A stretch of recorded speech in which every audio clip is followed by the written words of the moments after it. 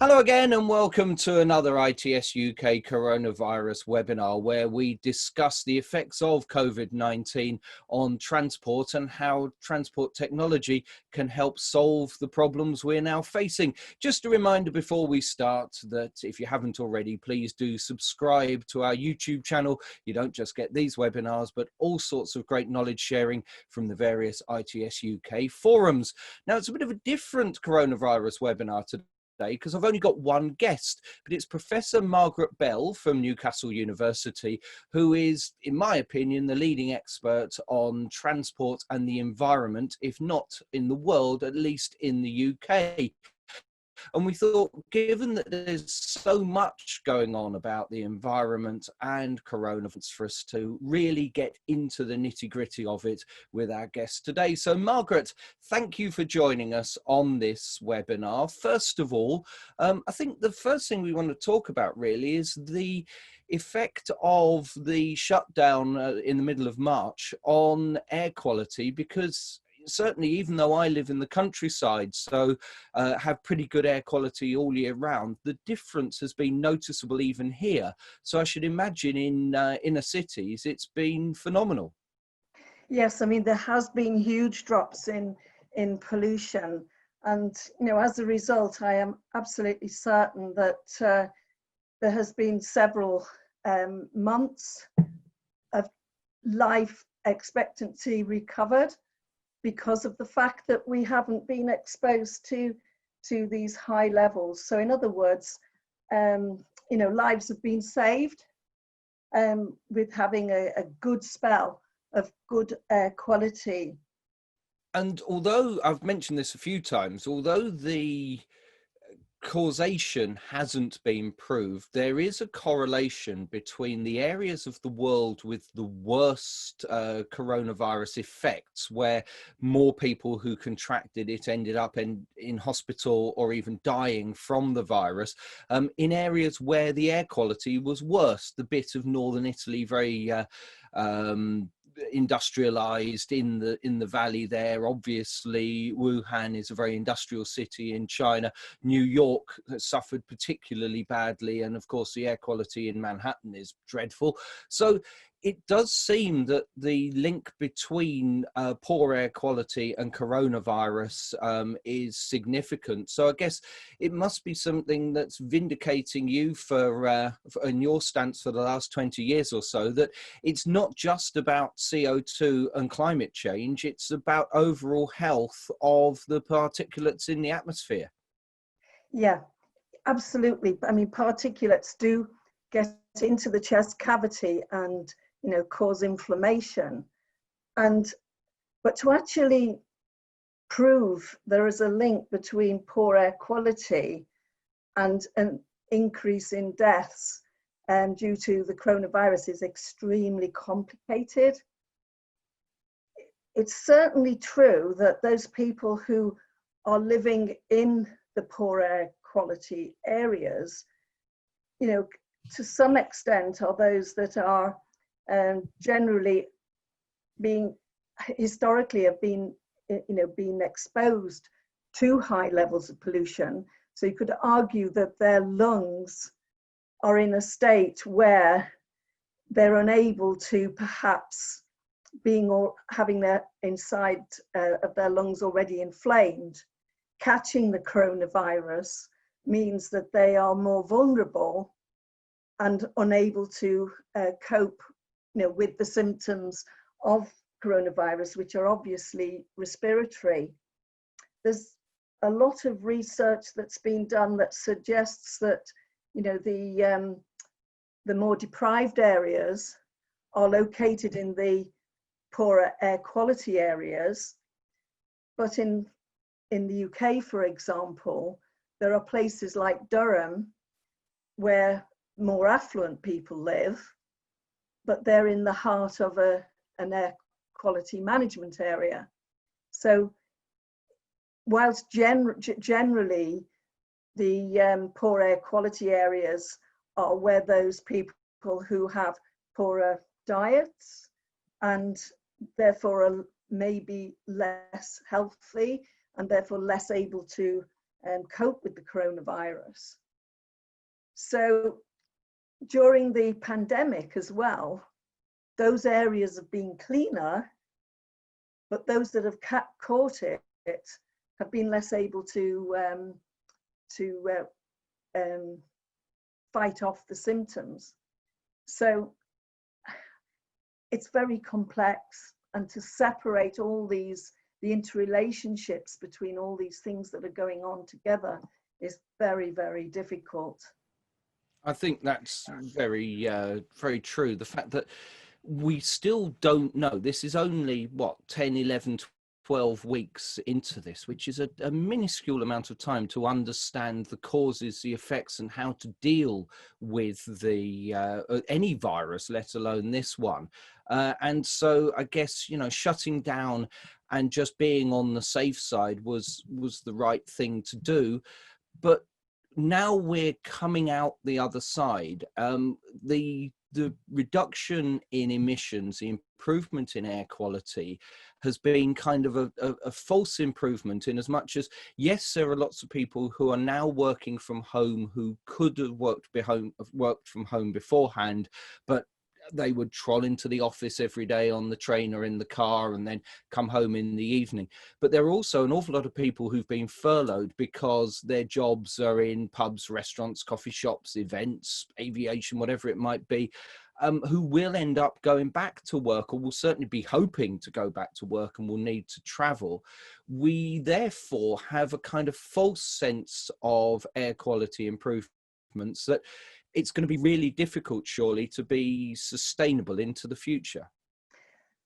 Yeah, I think the future is a real unknown, and trying to put into place measures now to cope with the immediate aftermath, whilst at the same time having a roadmap for what will be the new future, is extremely, extremely difficult. I seem to feel that we should try and make it as an opportunity to try and change people's behaviours and engineer the future that will be more clean and, you know, less detrimental to the environment. But again, how to do that is not straightforward. Certainly, if the people who travel a long distance, say greater than 100 kilometres to work each day, and there are people that are doing that, business trips as well as regular trips, even above 50 kilometres, they're the ones that are using the most fuel, and therefore more carbon dioxide. If those people stayed at home, then they're much more, they're giving us more winners, you know, much better impact, bigger impact than, say, people working at home that are only traveling 5 kilometres to work. They could go by cycle if they were physically able. So if we manage the trips that are most detrimental to the environment to work at home, that's good. But you have to remember some research that we did some years ago in Leicester showed that at that time, on average, the people, if you worked at home and had to use electricity and gas, you were more likely on average to use 75% more energy, and therefore increase your contribution to carbon dioxide 75% more than what you would save by not going into work. So there's this balance of being at home, making short trips and using the heating. You are actually more detrimental to CO2, although you're improving local air quality in the city because your car is not on the road. The other big worry is that if people are not going to use buses because they're concerned about the confined space, I think the suggestion is that public transport will be reduced to 10% anyway with social distancing. If those people choose to purchase cars or use cars that they didn't use before to get to work and back, then that again is going to increase the number of cars on the road, which is going to have a detrimental effect on pollution. However, if you look at it from the others, from the city perspective, if we do not allow more parking spaces in the city, you can regulate the number of cars being able to go to the city. So it's trying to engineer an integrated solution that will give us a win-win. And I'm going to add another win, because if people are at home and short trips made by bicycle, those cars are not on the road, and therefore they're improving the health of others, but they're also improving their own health because they're taking exercise. But that will only be the case if we do limit the amount of traffic on the roads by working at home. But in this mix is the need for business to survive and grow. And so my thoughts are along the lines, can businesses work with public transport operators to work in a way where the vehicles are full to capacity, the 10% to start with, throughout the day, by getting people who need to work on a shift type pattern, so that we're filling up, maximizing the use of public transport, but to meet the needs of the workplace. So there's lots of opportunities. Another way of solving the issue of people being in isolation and continuing to be in isolation, but you actually using more energy by being at home, maybe is an opportunity for local coffee shops to extend to include Wi-Fi access and video conferencing, so that people will walk to local facilities, maybe community halls that are empty during the day, to be able to develop opportunities for people to come together at a distance, maintaining social distances, but are only heating and contributing to the cost of one place rather than everybody heating their home through the winter. It's interesting, the so many things to pick up on there, Margaret. Firstly, about the heating of your own home, I think it's probably fortunate for emissions and for the amount of CO2 that this has taken place in really good weather. So people haven't had the heating on particularly, and in fact have been quite happy being at home. It would be interesting if we had to go through this in the middle of winter, what difference that might be.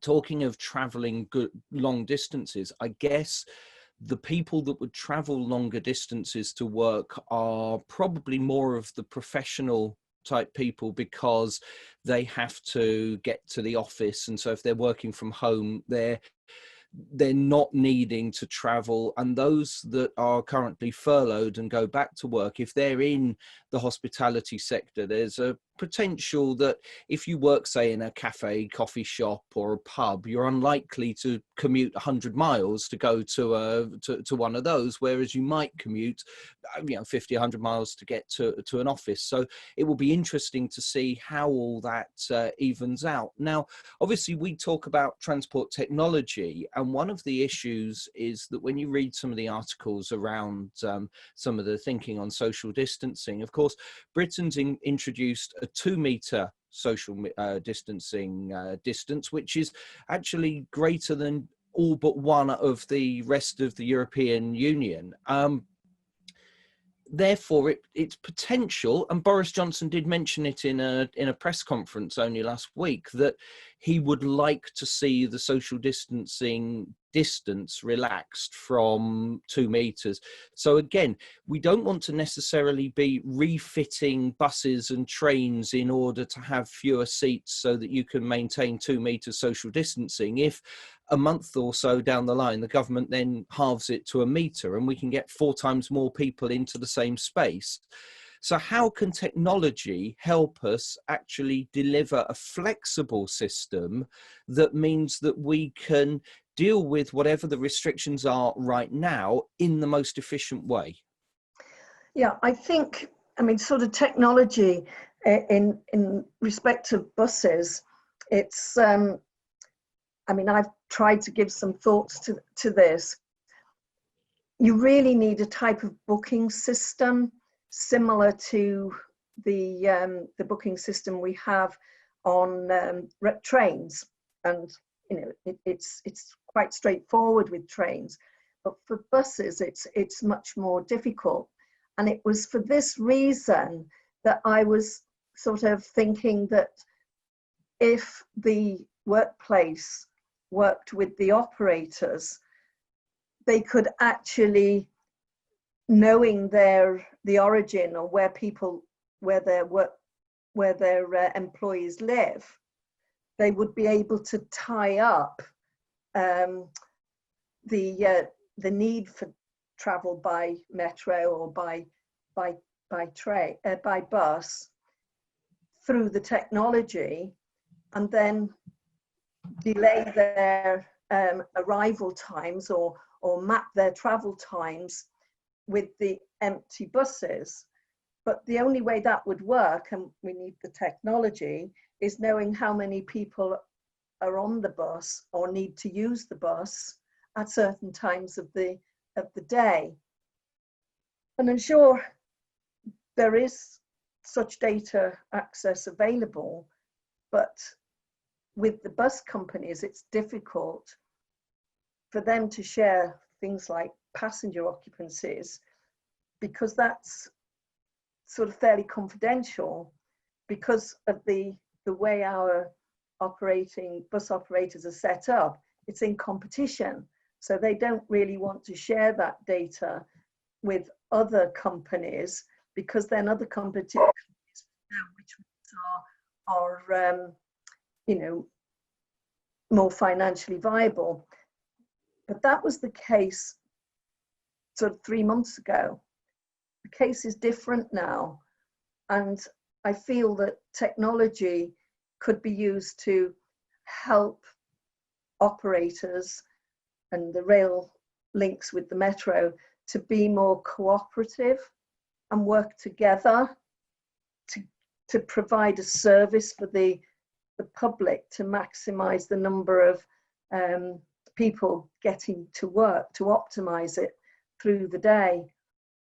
Maybe giving the more blue collar workers that need to be in earlier in the morning priority, and delay the businesses more till 10 and 11 o'clock, working later into the evening.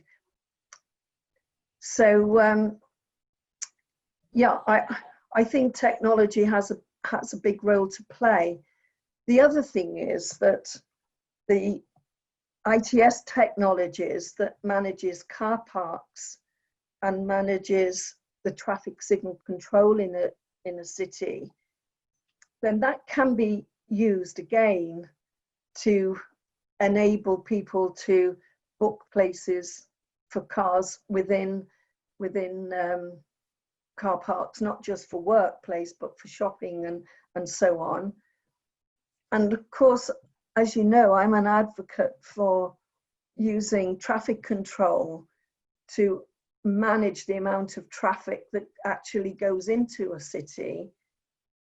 By reducing cycle times, you can reduce the capacity of the city for travel, and that will actually help us to control the number of cars in the city, and therefore the amount of pollution that's being emitted in the city.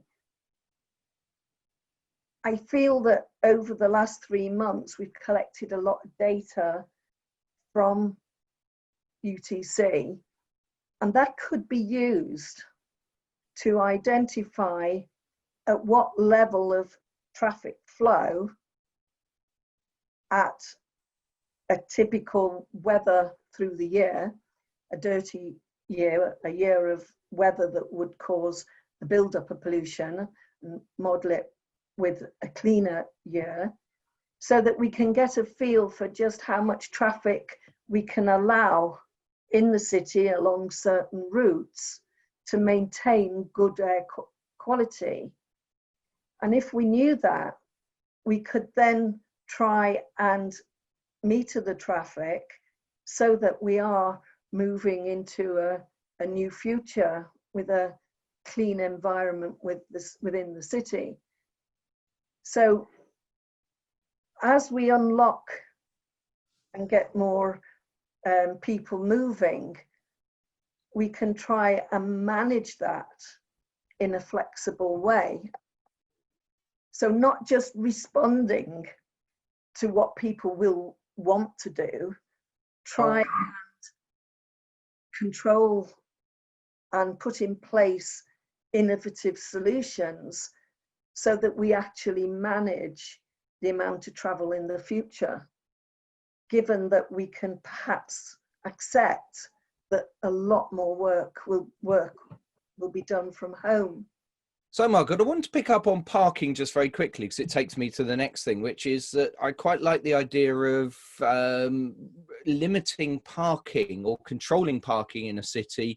I've heard it coined as immobility as a service, because if there's a limited amount of parking, you're not going to drive in because there's nowhere to actually put your car, so you're going to find different modes. And so the idea then of people having park and walk sites or park and ride sites and so forth. But talking of mobility as a service that you've been very keen on for reducing the amount of traffic in a city, of course, people, even if they turn around and say, right, the risk is over, we can go back completely to normal, I should imagine a vast number of people will still be very uncomfortable about sitting in shared vehicles, especially in a car with maybe 4 people that they don't know. So mobility as a service could be off the agenda for a while, unless... Is there a potential that actually we can use what we've learned here, that people actually, far more than I think the government expected, have done what they've been told through this? And with the environmental issues that we as a planet are facing, can you see a point where actually we're going to be able to say to people, I'm sorry, you just can't travel. It's not that when you're not allowed to at the moment, but you can book a certain amount of travel, and apart from that you're just going to have to stick in your local area. Is this setting a precedent for having a much stronger transport policy in the future, that actually, rather than trying to change modes, actually limits how much people move around? Paul, I have been advocating that for years, as you know, but as you know, some of at work we've done, sort of 5-6 years ago, clearly showed that there is an absolute need to reduce the number of vehicle kilometres travelled if we're going to get anywhere near reducing emissions by 67% of carbon dioxide by 2050 over 2010 levels. And yes, it does need a radical change in travel behaviour. Yes, a switch to public transport was the main vehicle for getting more people travelling with reduced carbon, because one vehicle, a bus full, does give less emissions per person in terms of carbon dioxide. But notwithstanding that, you still need to reduce the need to travel. And I know for a fact I've been talking about this for 10 years or more now. So I believe you're absolutely right. We do need to limit travel. And the best way to do that is to change land use and get people to live closer to where they work.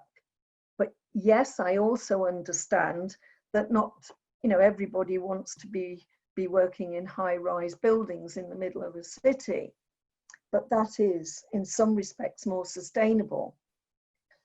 So I think changes in the way we plan our cities is very important component for the future, in the sense that, we're building housing estates.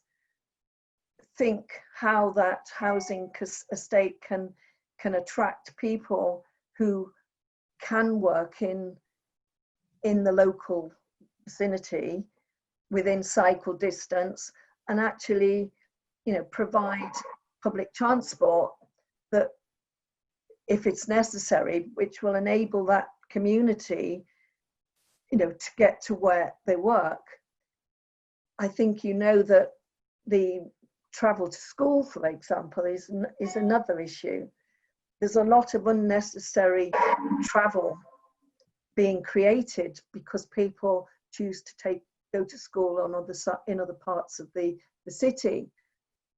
That constrains trips as well to a particular time of the day, 8:30, 9 o'clock, and that creates that congestion that we lose during the school holidays. So again, education policies changing so that children walk to local schools. There's security and safety issues there. Technology might be able to help us with that.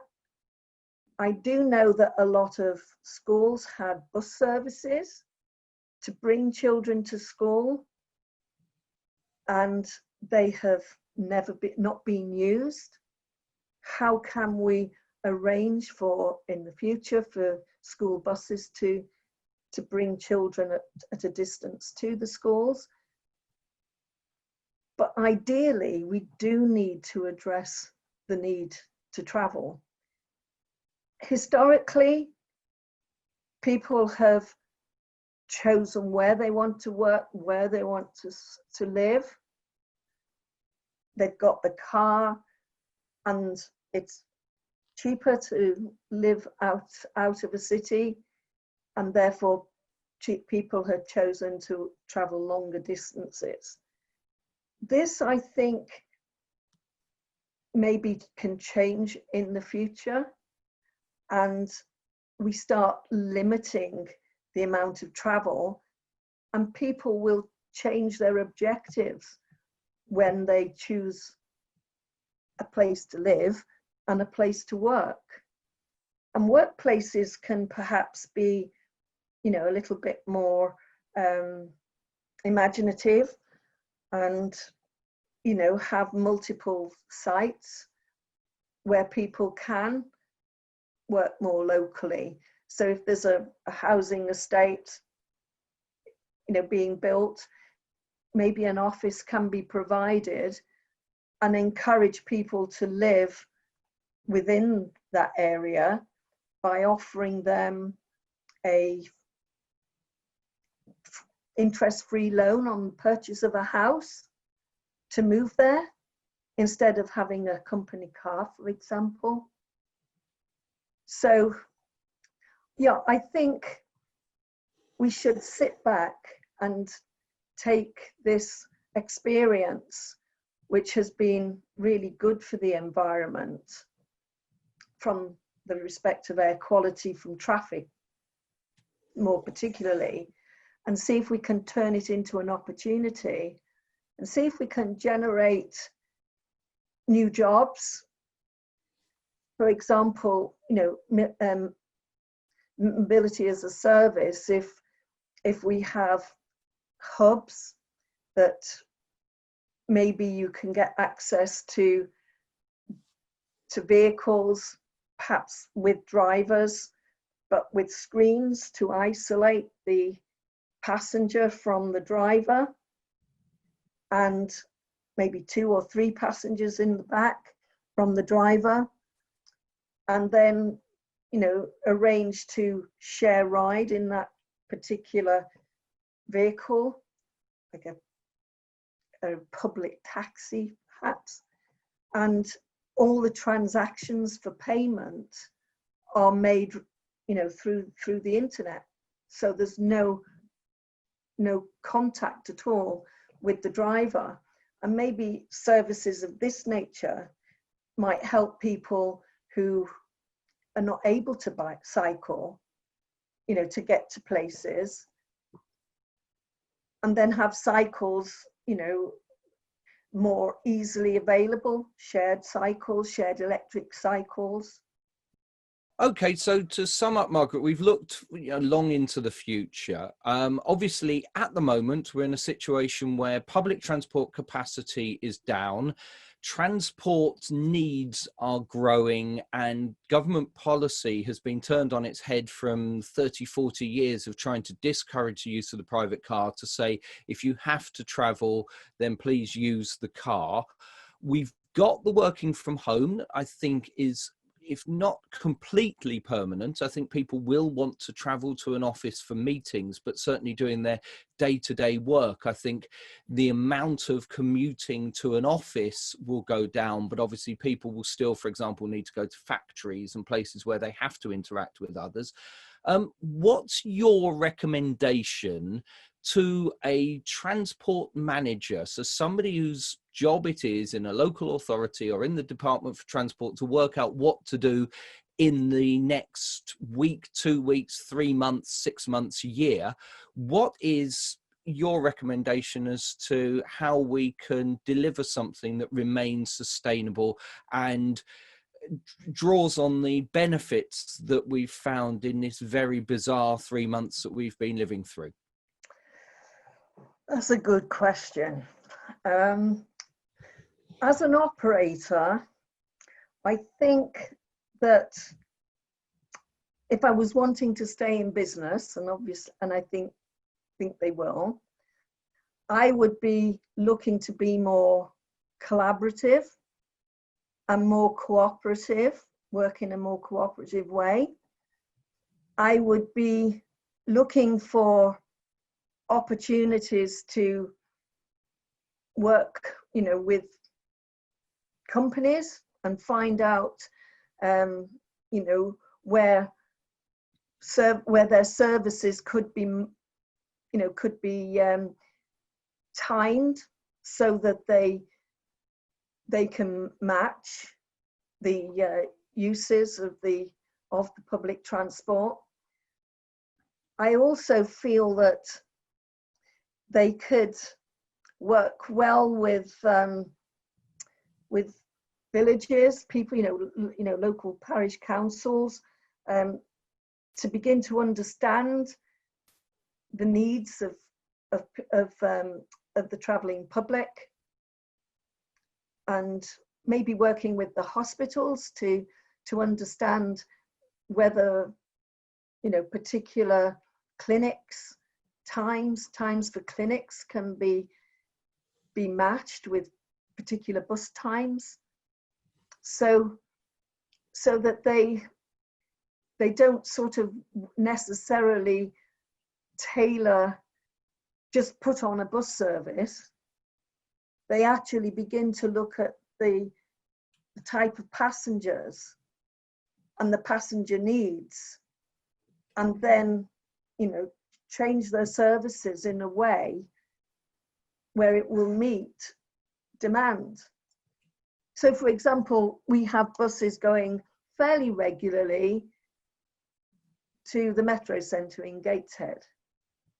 Now, that's quite a long way away, and it's a long journey, but they could develop that service to tailor it to the people they, you know, to the service as it was used before. They know where their fares were taken, people getting on and where they get off, and and they could look at those records and try and put on a service that isn't regular, but is less frequent.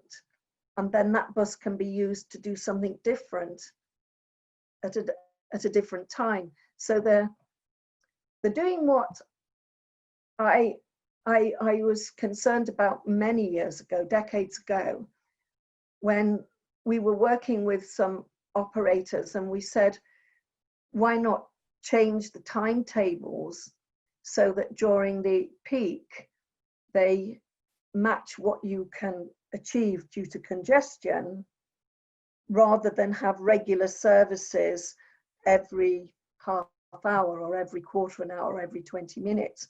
And they said that was impossible because their customers expected a bus every 20 minutes as a timetable, standard timetable.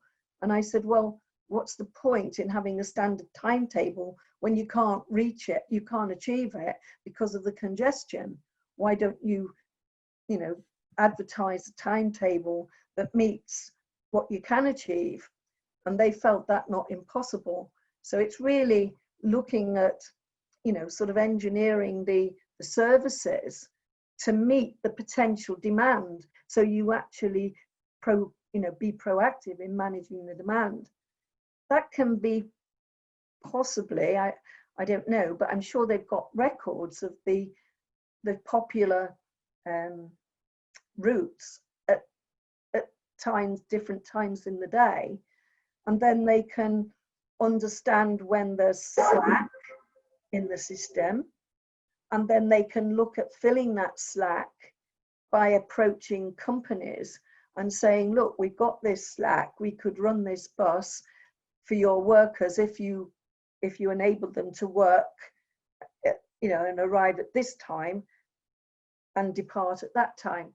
So as an operator, I would be really studying my routes and my occupancies and begin to engineer the services to meet a demand that they could actually engineer, really, and create. Margaret, we're out of time, I'm afraid, but fascinating stuff there. And the good news is that all the data can be available, as we've discovered on previous webinars. And as we know from years of working in ITS, all that data is now available. It's just a case of understanding it and making best use of it, because it's the art is turning raw data into information that you can use. I said Margaret knew what she was talking about when it came to the environment, and we've just had half an hour and a bit of real expertise there. So it was really good to have a one-to-one chat today on this latest coronavirus webinar from ITS UK. Margaret, thank you ever so much for your time. Paul, thank you very much for inviting me. It's always a pleasure. It absolutely is. Thank you, Margaret, and thank you for watching. And we'll have another coronavirus webinar very soon from ITS UK. Plus, don't forget all the other forum meetings that are available for live interaction right here at ITS UK. Thanks for watching.